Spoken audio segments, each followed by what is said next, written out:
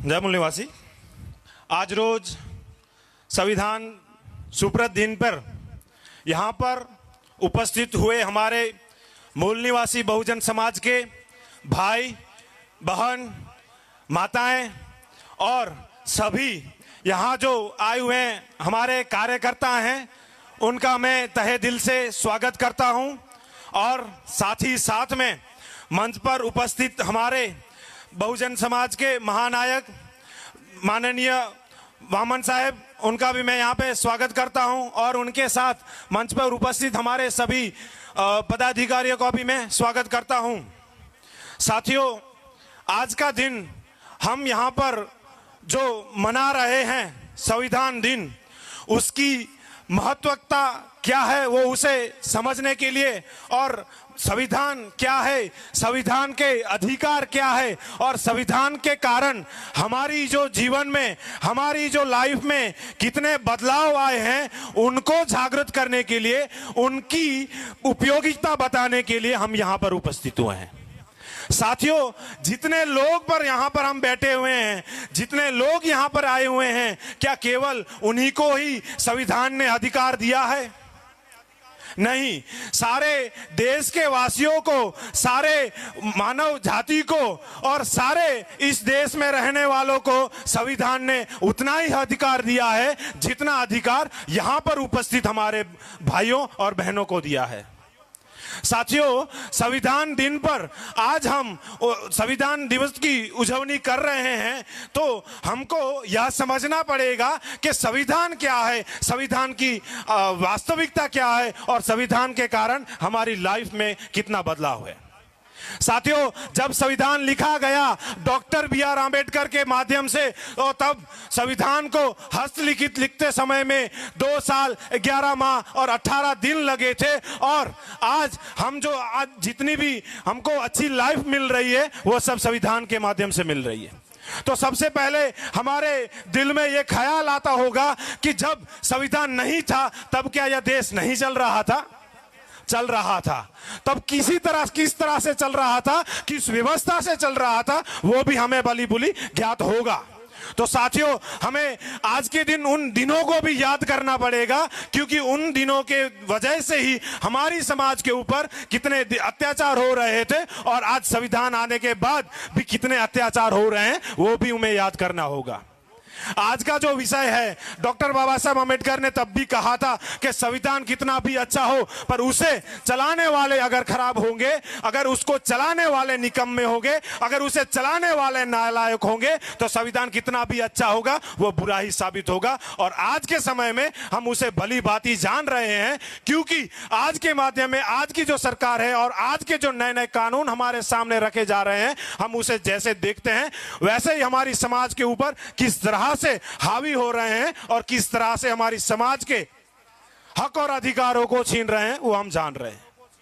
साथियों, कई बार हम बात करते हैं कि संविधान को बचाना होगा, संविधान को सुरक्षित करना होगा। तो संविधान को सुरक्षित कैसे किया जाएगा? केवल बातें करके, केवल नारे लगाकर नहीं। संविधान को अगर बचाना होगा तो हमारे उपस्थित यहाँ पर जितने भी युवा हैं, युवाओं को आगे आना होगा, और उन युवाओं की फर्ज होती है कि उस संविधान की रक्षा करे, और जो भी संविधान के ऊपर जो हाथ लगाता है, जो भी संविधान के विरोध बोलता है, उनके ऊपर कड़ी कार्रवाई की जाए, वो युवा ही कर सकता है। साथियों, जब संविधान नहीं था तब हमारी समाज की स्थिति क्या थी, और आज जब संविधान है तब हमारी स्थिति क्या है, उन दोनों की तुलना कर लीजिए तो आपको पता चल जाएगा कि संविधान की महत्वता क्या है। साथियों, जब संविधान नहीं था तब हमें कोई भी अधिकार नहीं था, पढ़ने का अधिकार नहीं था, लिखने का अधिकार नहीं था, संपत्ति रखने का अधिकार नहीं था, हथियार रखने की अधिकार नहीं था, बोलने का अधिकार नहीं था, यहाँ पर बैठने कर सभा करने का भी अधिकार नहीं था। तो अब हम यहाँ पे पढ़ रहे हैं, लिख रहे हैं, सभा कर रहे हैं, हथियार भी रख सकते हैं, संपत्ति भी रख सकते हैं, और खुलेआम फिर भी सकते हैं, अच्छे कपड़े भी ले सकते हैं, अच्छा घर भी बना सकते हैं, और अच्छा खाना भी मिल सकता है। तो वो सिर्फ और सिर्फ संविधान के खातिर। साथियों, उन दिनों को भी याद करो। आज के जो युवा हैं उनकी मेंटालिटी इस तरह सी हो गई है कि हम पढ़ लिख रहे हैं, हम अगर अच्छे हो रहे हैं, हमारा परिवार सुखी है तो हमारा संविधान भी सुखी है, हमारा समाज भी सुखी है। ये क्या वास्तविकता है? अपने आप को पूछो। आज के युवाओं के पास जाकर बात करो हमारे महापुरुषों के बारे में, हमारे इतिहास के बारे में, हमारे महापुरुषों के जो उन्होंने अपने जीवन का, अपनी लाइफ का पूरा जीवन इस समाज के लिए अपनी पूरी लाइफ न्योछावर कर दी, और उनके बारे में अपने युवाओं के पास जाकर बात करेंगे तो हमारे युवा क्या कहते हैं? क्या यार तुम तो वही घिसी पिटी बातें कर रहे हो, वही बाबा साहब को बात कर रहे हो। हमने पता है, हमने पढ़ा है, हम मान रहे हैं बाबा साहब को। केवल मानने से क्या, जानने से उनका जन्मदिन और उनकी तिथि और उनके जैसे कुछ संविधान के जो उन्होंने हमारे लिए कार्य किए उन दिन का याद रहना, क्या वो संपूर्ण है? क्या उतना पूरा हो जाता है कि हम उसको जानते हैं बाबा साहब को? बाबा साहब को अगर जानना है, बाबा साहब को अगर मानना है, हमारे जो महापुरुष हैं उनको अगर मानना है तो उनकी विचारधारा को मानो, और उनके विचारधारा पर चलोगे तभी आप सुरक्षित हो पाओगे। हम जब युवाओं के पास जाते हैं, बात करते हैं, तो वो तो कहते हैं कि सब बाबा साहब ने ही किया है, हमारी मेहनत कुछ भी नहीं।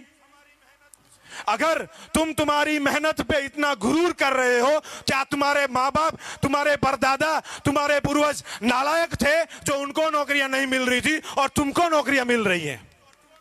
साथियों, इस बात पर नोट कीजिएगा, ऐसे बहुत युवा हैं जो अपने आप को कहते हैं कि पहले हम तो सुधर जाएं, पहले हम तो हमारा घर भर लें, उसके बाद समाज में आएंगे। ऐसे बहुत से किस्से देखे हैं जो अपने घर, अपने परिवार तक सीमित रह जाते हैं और ऐसे ही मर जाते हैं, कुछ फर्क भी नहीं पड़ता।